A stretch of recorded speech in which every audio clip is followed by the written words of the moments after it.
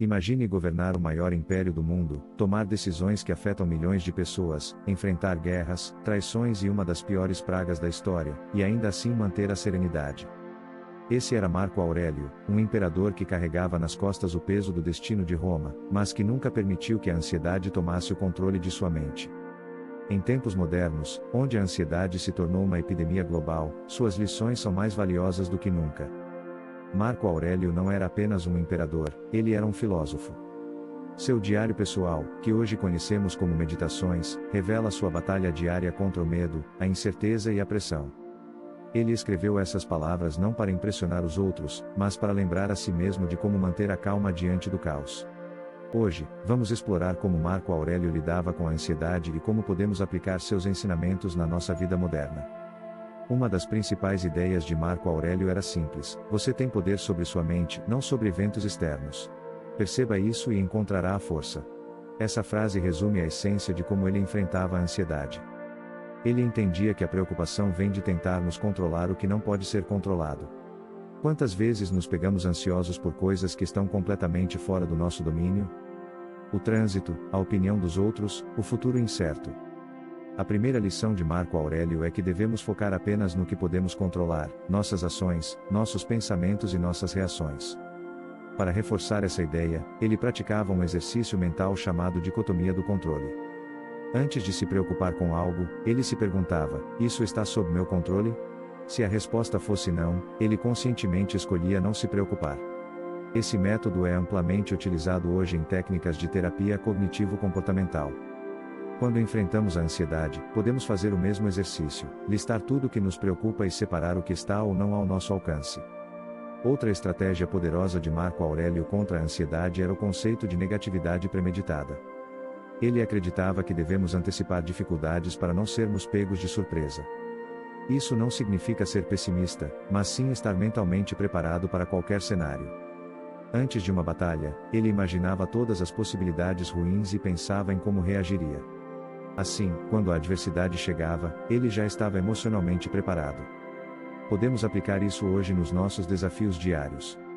Antes de uma reunião importante, por exemplo, podemos nos preparar para cenários negativos e definir estratégias de resposta. Além disso, Marco Aurélio praticava um método estoico chamado Memento Mori, que significa lembre-se de que você vai morrer.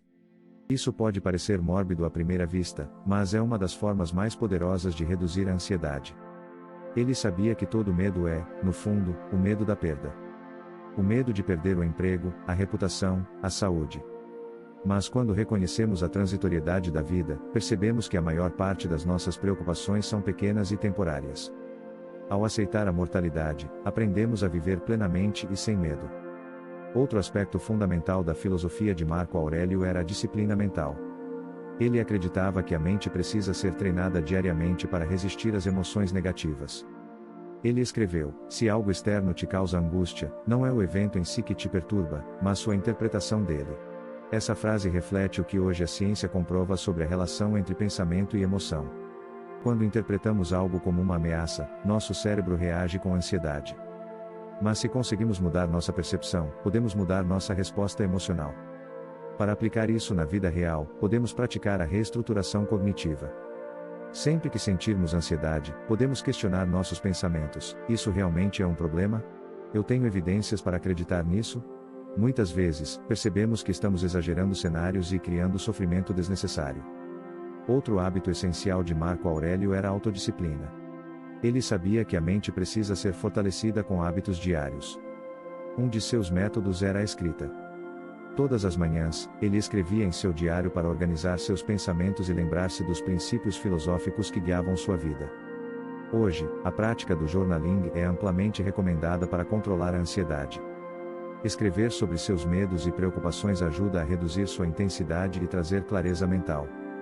Marco Aurélio também valorizava a simplicidade.